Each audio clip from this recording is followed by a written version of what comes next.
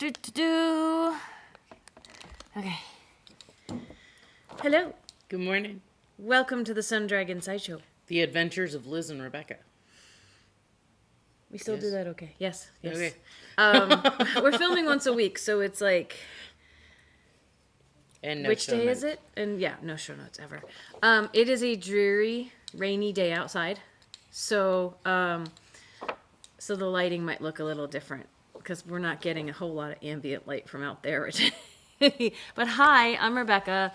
I'm the owner of Sun Dragon Art and Fiber in wet and mucky, but warmer, much warmer Brevard, North Carolina. I'm Liz. I'm the minion there. So Yeah, the warmer we're gradually, we kind of float and maybe dip a degree or two, but it's end goal is tomorrow. We'll hit 65 degrees tomorrow sometime. because all the pipes that were like frozen, like water coming out of it being frozen, are all totally melted right now. Like every day, it's not like we have a nighttime low. The nighttime low has only been a degree or two cooler than the daytime high, but we're gradually getting to 65. And once we get to 65 tomorrow, then all bets are off. But Which is weird because only a few days ago we were in the teens or single digits. Yes. It's just, My watch says it's 57 degrees outside. It was too warm for my winter coat today. But it was raining, so I put a coat on. Anyway. I didn't because I don't That's have life that in far Western... from the car. What? I didn't because I don't have that far from the car. Yeah, neither do I. But I was going outside. You always wear a coat when you go outside. It's kind of funny. It's kind of a thing. I don't in the summertime. Yes, you do. You bring your rain jacket in if it's rainy. Well, yeah, because it's rainy. Well, we had a further walk when we were at the old shop, but here it's You had a further walk. you still did too. A little bit. Well, because I went with you around the building. Anyway. If you haven't been here, that's neither here nor there. But this is life in Western North Carolina. Yeah. We're in a rainforest. Yeah, I need to look up some pictures for Yarn Baby. We are in a temperate rainforest, though. We should have one that's just about the rainy weather. Yeah. Or the waterfalls. I don't know. I'm contemplating Transylvania County, where the water falls and I know. falls and falls. Yes. There was a billboard about that. I think. A billboard? Mm-hmm. There were jokes about that. No, I think there was a billboard with the waterfalls. Anyway. Hi. So we're smushing all of our days of the week into one, and we're not really doing a sale of the week. We might talk about some new products that I have to see if I can even remotely get online. But hanging on to that.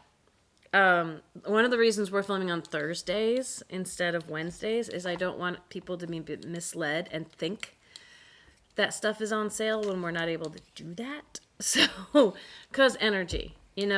Some parts of me feel better and some don't. And yesterday I crashed hard. So, yeah. Anyway, so that's our health update for now. If you want more details, contact the shop. But merging all the days together, what we usually do it on Tuesdays. It feels so weird not to film on Tuesdays right now. I know. But we don't have the energy. So, Tuesdays is what have we gotten done? And you keep going, I haven't gotten anything done. But she has, but not that we would show off here though.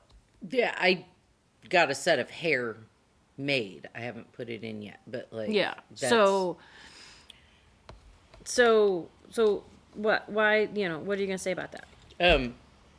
I finally spun and all of my hair for my next set, which I'll put in this weekend. Can you tease anybody about what it's going to be? She can't show it off because it's not here. It's my winter hair that I really, really wanted instead of this. But it's blues and browns. And I threw in some greens because when you look at the mountains, there's sad greens still on the trees. It's the fir so and the pine trees. So are you putting sad green into your hair? I did. I made sad green. Oh, jeez. So what you have in your hair right now, you said instead of this, but does that mean you don't like what you have in your hair right now? I don't know. I'm not a big purple fan. I am. And since I put this in, fan, and those I am are a thistle colors. Yes. But I don't. Anyway, it was an Aurora Borealis spin box thing that I got, and I like it. But everybody, because I put purple in my hair, everybody assumed that I have seen since I put purple in my hair goes, purple must be your favorite color. No. I'm trying to adjust this. And when I tell them, I'm like, well, for this month, they look at me funny. So, like, they don't know how to process that. But purple's not one of my I feel like this is the equivalent of so before Liz had the dreads. If she had to wear her hair down because it was drying or something, people go, "Oh, it looks so cute!" Foop, it would go up. Yeah. If someone complimented her hair. I feel like this is the dreads version where it's like people like the purple or think you like the purple, so it's got to get out. You got to get something else in there. Well, so I did the purple because I had everything to do the purple. Yeah. Whereas I had to wait for different orders for my winter hair that I really, really, really, really wanted. Stuff got held up. Got held up, and then I kind of changed my mind and needed to order some more pieces, and then I have no energy to do anything. Kind of held it up too, and so I wound up with purple hair, and I don't know. I like it. I like the colors in it and stuff, but I'm not a purple fan. I was like, it sounds like you don't like talking to people about it, though. So, which is legit. That's a legit thing. People are like, "Oh, purple's my favorite color too. You must really love purple to put purple in your hair." And I'm like, "But I don't." And they're like, "Wait, you don't like purple? But purple is the most awesome color ever." And I'm like, if I had my way, it would be black and red. Like, the blues are going to be too light. It sounds like you're just not liking to have conversations and stuff. Yeah. But, so let's switch the conversation. Although I got to say, your dress almost goes with your hair. Yeah. You've got bright, speckly, it's like a blue. Nobody can see it because of the balls. And because I mentioned it, I'm sorry, I'm at least going to move. Look, you don't have to get up. Look, it's... I can't do that with my dress. It's light blue polka dots with little viney dots on a bright blue. It's a bluey purple. Yeah, and it's like shockingly blue. Like it like looks purple because of your hair, but it's not really purple. It's like a deep indigo bluey something. But yeah, it's a lot. Is that a new dress or an old one? It's an old one. I wore it because of the rain. Oh, it looks like raindrops. There you go. There's always a reason. Because okay. Yesterday, when I was sitting ready to absolutely pass out and collapse and knew I was going to get nothing done last night, Liz said, "I'm going to make a dress tonight." It didn't happen. I knew it wasn't going to happen. But, I figured I'd let her have her dream. There's a lot of pot kettle here because I'm like, why are you working on that? And you're like, because I can and I like complicated. No, but I worked on it at the shop. Did I work on it when I went home? No. But there have been times you tried to work on it at the shop and it was not a good idea. So yeah, it's like I feel awake right now, but I don't. Like I'm already feeling the tiredness sinking in. Like the best way I can describe it is I feel like a sunken skull would feel. Like I can't even like do you know what I'm talking about? And I want that all over a dress. Anyway, so it hasn't fully sunken in yet. Unintended pun I am the queen of. But it will later. But yeah. I like the dress. I mean, I know you had another dress you wanted to make. And maybe you can make it for next Thursday. Like I think both of us have to do any substantial progress has to happen on the weekend. On the weekends. Which is also when we need to sleep a lot. Well, also on the weekends, on this weekend, I'm redoing my hair. So, that's all that's happening then. So, I actually have so many new dresses that I've got to finish or make. You don't have to. You want to. I keep buying them. I probably ought to.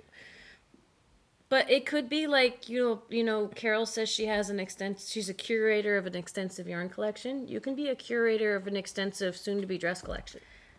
Yes. Fabric. But I got a new dress fabric in, and I'm only gonna. It's my happy place lately, and that's all I'm gonna tease about that. And I want to make that dress. So I almost brought the fabric in to cut it out here so that I would get started on it so I could wear it tomorrow. Almost. Almost. We've done stuff. We've done stuff at the shop before around the edges sometimes. Yeah. But yeah. you have a class today, and I don't ever know how I have a busy lesson, it's going yeah. to be. And yeah, it's. So. I'm like, all I'm really doing right now are one-on-one appointments. And even those are draining me. It's like a vampire sucking my soul. You almost I like doing it. And it kind of helps me pull out of the tiredness and then you almost used the nap room yesterday. Almost. I was so close because I knew if I closed my eyes out here, it would be bad.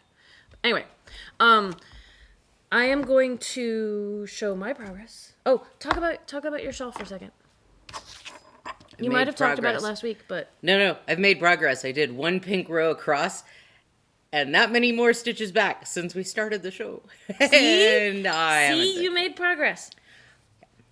So, are you just changing every other kind of? I'm not sure. She's making it up as she goes. That's awesome. It's like fingers tend to do crossed. that, Hope I have so. enough yarn. Yay! I have a bunch of small projects I can show progress on. My bigger ones I kind of have taken home and they're sitting there and they didn't come back in. So, and honestly, there wouldn't be that much progress to show from last week, just because it's just. I did some knitting on the weekend, which I can show you progress on these small things. But when I go home at night, it's like I can maybe make some progress here at the shop if it's quiet, which is not good for running the business. Or I go home and I'm like, no, it's bedtime already. So the Dingley Dell I showed off last week, the short sleeve stripey, I got one more stripe done on. So that's why I'm like, I don't think it's going to really show the amount of progress. It's 12 rows of knitting. I can start with my fancy one first. This was in morning meditation this morning. I'm like, ooh, I almost forgot the, sorry. I'm dismissing phone calls like while we're filming that pop up on our filming device. Because if she doesn't dismiss them, they're distracting. They're sitting distracting. Off to the side. You all can't hear. They're distracting, and that's a problem. So this is the Washington hat that I'm making by, I want to say it's by Crafty Girl. Like, there isn't an actual who it's by on the printed pattern, which is, it's hard with patterns. People do the best they can, and things fly off the... anyway. It has a brioche brim. It has a brioche brim, which I think is really fun. And so, because we're going to do our brioche make-along in spring, so extra stretchy, the two colors that I'm using 2 solids of Heritage 6, which is a new to us yarn. Heritage from Cascade, it's a long standard of Cascade, is a really good sock yarn. It's a fingering weight, superwash merino and nylon. Heritage, and that technically has 4 little plies in it. A lot of the UK calls fingering weight 4-ply. Heritage 6 has 2 more of those little plies in it, so it's a little thicker, and it's basically a sport weight, and we don't have a lot of sport weight in the shop. So I was like, ooh, let's get this. And it is squishy and nice. Like, those extra 2 plies, like, it feels like Heritage, but it's more robust, just a little bit. But I'm using 2 solids of it to show off the color work, because the rest of this hat is color work. And the crazy thing about this guy is the chart for it is a full half of the hat. Like, you do the chart twice, and so it's not like little repeats. So I like to pick complicated stuff. And I'm at the point, and I'm making one little change, so it's almost the entire thing twice, but someone on Ravelry did a Sasquatch instead of a deer. Like, this picture it's almost like Western North Carolina, except we don't have one big huge mountain or a few big huge mountains. We've got a lot of like rolling mountains. But it's got the trees and it's got a little deer and it's got some mountains. And someone on Ravelry took out the deer and put in a Sasquatch. And there are people who think there's a Sasquatch around here. Because anywhere there's woods and mountains, people are going to be like, there's a Sasquatch. So, at least one. So, one half of this hat, and I've only done so much. I was hoping to get a lot more of this color work done. But, you know. Oh, I see a deer. Yeah, see? See? There's the bottom of the deer with the little feet. And his head's going to be right here. That's the deer on this half of the hat. And then these are going to be big, huge trees up here. So, and then that's the bottom of the mountain. But then on the other side, that's the Squatch. And this is his little hand. His arm is swinging here. His other arm's going to be up here. And his head's going to be up here. But then again, trees and mountain. So it's really fun. I have so many, like sometimes I'm locking my floats and sometimes I'm not. And it could be when I put this hat on my head. These stitches all do really weird things because there's floats that I may or may not have made long enough. But I'm trying and I'm having fun with it. And it's squishy. It's very squishy and I like it. Not very super thick. Sport weight for people who are still learning the weights of things. And I don't even think there is a classification in the UK for sport. It is between fingering and like DK is double knit. DK is considered twice as thick as fingering and sport's right in the middle. But there's still a range of heavy, thick, and light, thin of all of these weights. And so it gets all, but I'm going to save these guys for a second, for a little later, but these are fun too. Okay, so that's one hat. I supposedly am making all these hats for my hair, but then I don't want to put them on my head to squish my hair down. So the struggle is real. Real. But I actually made a lot of progress on this from the last time y'all have seen it because I think I was down at the base of the ribbing. So, but this is, I'm making a sock head hat out of some of our Christmas yarn. But this doesn't have to scream Christmas because this one is called Nutcracker. It's like the classic colors of a painted nutcracker. With some sparkle by West Yorkshire Spinners. I'm loving it. I am about 7 inches into this. So 3 inches of ribbing, 4 inches of just knitting in a circle. I might go as high as 12 inches to make this a super slouchy hat. And one of the things that's really cool, so this is designed to make like stripes and pattern when you're making socks or like gloves or things like that. And when you knit it on a larger number of stitches like a hat, it patterns in a very different way.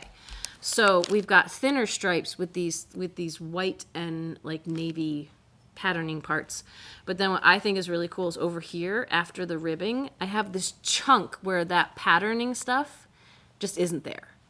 And it's kind of rotating from the bottom up, but there's this chunk where it's just like primary color plus green stripey. And I have no idea if that's going to continue, but that's another reason I'm going to knit a few more inches on this. And this guy's hollow in the center, but I still have plenty of yarn. Most sockhead hats, unless you make them super crazy long, like at least 13 to 14 inches high, you still will have yarn left in your single skein of 100 grams of sock weight yarn. So I have 2 hats in the works. I have 1 hat done. I may or may not be. I think I left it at home. I've got the remainder of the yarn for the worsted weight hat that I slammed out because it was worsted weight at home. The other thing I have made some progress on, these all look the same kind of, is the leg warmers that I'm working on with the Tassagari in the most recent Nora magazine, which this is our last copy, and I've roughed it up, so it's not really a sale copy anymore. It's the color that's on the front for this sweater, but right inside there is, and we can print copies of this rather than needing to have copies of the magazine. There is a pair of leg warmers. They say this is like a beginner workshop. Like you don't need to have extensive knitting abilities, like, or experience to make these. And they're called ronde de jambe, like, you know, ballet stuff. I don't ballet stuff. But I might wear these leg warmers. One ball, it's 150 grams, is supposed to make a pair of these.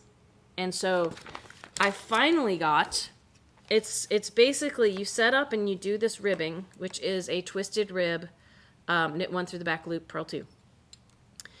And when you get to 9.5 inches, you do a decrease round, which takes out every, let's see, 1, 2, 3, 4, 5. Out of every 6 stitches, you're decreasing to 5, kind of, is how my head math is working. And then you keep going until they're like 16 inches long. So I was like, I've made it. It looks like and I'm nowhere near done. But I'm over halfway with one of these.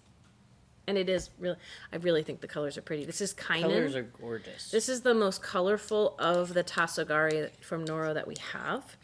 And yes, the colors are gorgeous. I have come across one knot so far, and I just knit it in. Like, I think where the color changes right here might not be the same as the color change, like where it goes to this gray part. It jumped. And people get really annoyed when Noro, which is under-processed, and will have knots because there's one kind of weirdish ply that's under-processed. People get really annoyed when that knot doesn't pick up with the same color again. And yes, I'm sorry that happens. So I'm just going with it. My brain is still like imagining you beating up your magazine because you were like, I roughed it up, and I can just imagine you. I was duking it out with your magazine. No, I know what you. It's seen some life. I know what you meant, Yeah. but my brain was just like, come on. Well, when I say my magazine has seen some life and it's been around the block, then I think about this standing on the street corner, offering itself up to people, and oh no. Anyway, so I'm making progress on my small things.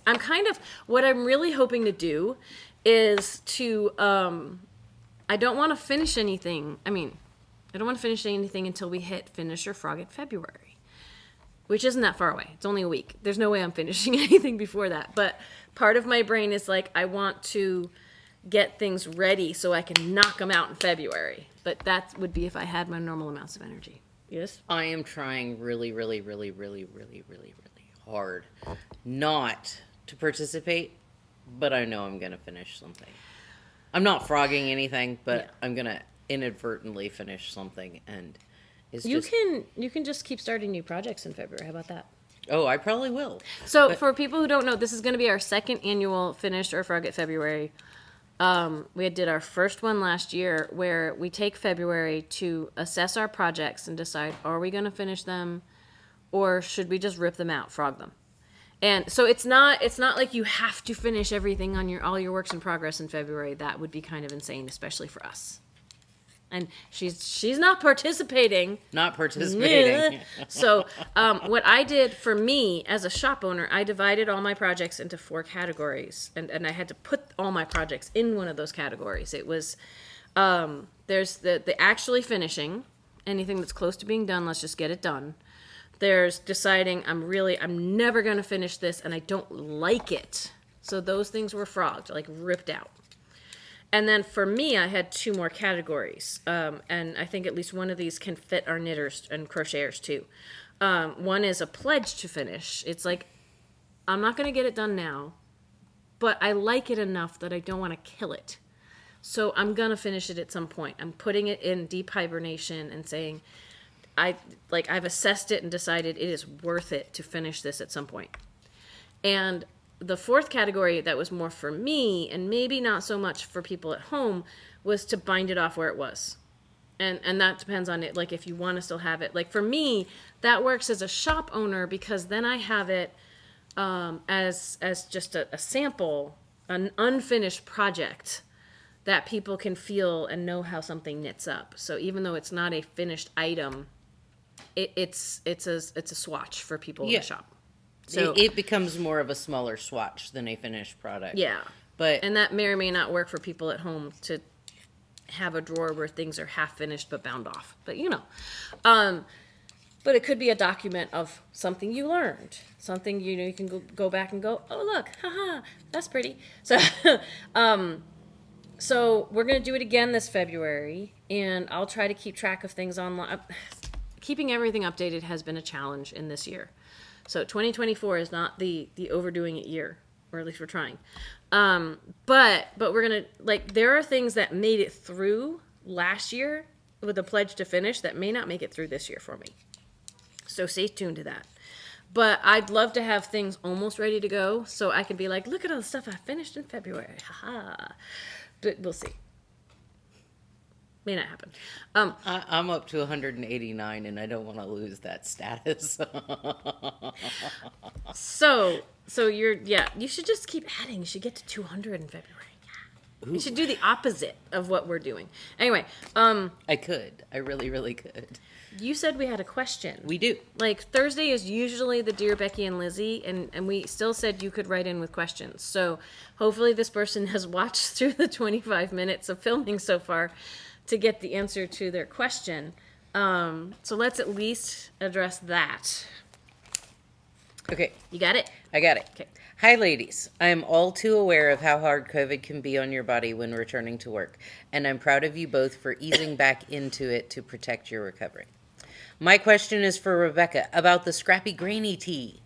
Look, I have it. Look at me being prepared. Go The ahead. swatch directions in the pattern say 7 clusters. Does that infer to count those clusters using the count for 2 rows to account for the spaces? Or if you didn't swatch, what approximate gauge did you get with your tee? Thanks for continuing to hang out with us during your recovery. So my gauge changed as I knit this. And I realized that as, like, the bottom is looser than the top. Keeping in 'Cause, mind like, you're a loose crocheter. I'm a loose anyway. crocheter. I had to go down. I think I was at least 1 or 2 hook sizes down from what the pattern called for, and that was because I was I did test my gauge, and I did do kind of a swatch. And so what she's talking about is that there's alternating, like, you've got clusters. A cluster for any granny square is like 3 double crochets into a space. And yes, if you look at 2 rows, they stagger. How I took the measurement to mean was measuring across 1 row. You wanted to count, like, you're not counting 1, 2, 3, 4, 5, 6. Like, I think that's what her question is asking. Is like, did you count across? And maybe I was supposed to. I don't know. But I was counting, like, 7 clusters. Like, if you do several rows, but then you're mapping out one row, counting the 7 clusters, which will have spaces between them, that would be, like, I guess it's 4 inches. I don't know if that's what it's been a while since I made this, but Whatever the inches, it needs to have the 7 yeah, clusters. and so I did a swatch. What I tell everybody, knit or crochet, is when you're making a swatch, you want to make it bigger. Like, if they're like, so many clusters should be 4 inches, then you want to make something that is like 10 to 15 clusters wide. And so you can measure in the center, because the edges are going to be wonky, and those edge stitches aren't going to give you an accurate measurement. And I would, like, based on my crochet experience, I would go with the 1 row of clusters, because it's that top edge. Yeah. It's the edge where all the clusters go, it's the opposite of where the spaces are. That top edge is the line you're kind of trying to work for. So, and I'm trying to measure stuff right now to see. So, and as I kept going, I measured towards the bottom, and I was only getting like 6 clusters, like towards. I'm gonna start as close to the top as I can, and the problem is there's increases in spots here. 1, 2, 3, 4, 5. Yeah, even as I'm going, I think I'm only getting 6 clusters, and I know you all can't really see this, but I'm counting the clusters and the spaces. I'm only getting 6, so the whole thing came out a bit roomy. I think I might have even gone down a size, because I realized not long into this was happening. I think it was really hard for me to get a gauge, first of all. So, but I was totally going by 1, 2. This one only has 5. Like, it depends on where you measure what you're going to come up with. I'm getting about 6 clusters for 4 inches. So if that was what it was supposed to be, and I remember towards the bottom it was even looser. And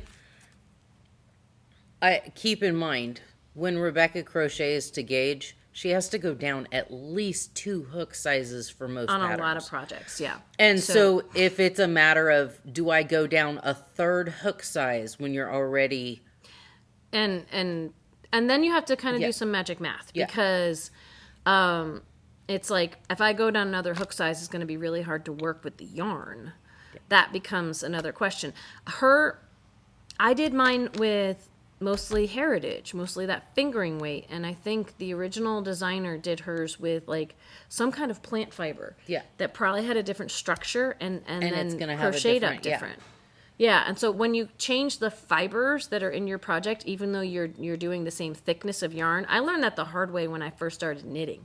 I was like, okay, this fancy book has fancy yarn that's DK weight, and I'm gonna use stuff I get at Joann's, and I'm gonna make the same pattern. And the picture on the pattern had this lovely drape and form, and mine just looked puffy. Like I got gauge and it fit me, but it felt like big. And and that's because of the fibers. I think I had something that had a lot of acrylic in it, and that just hangs differently, even if your stitch count is right, than something that has different fibers in it. So this hangs lovely, and people have seen it on me and they love it, but it's big. And some of that is the drape of the merino, the superwash merino that's in it, versus having it out of some kind of plant fiber thing. But getting a plant fiber that was small enough and then getting gauge wasn't going to work with what we had in the shop. And I remember when you took the Soldotna. Mm-hmm.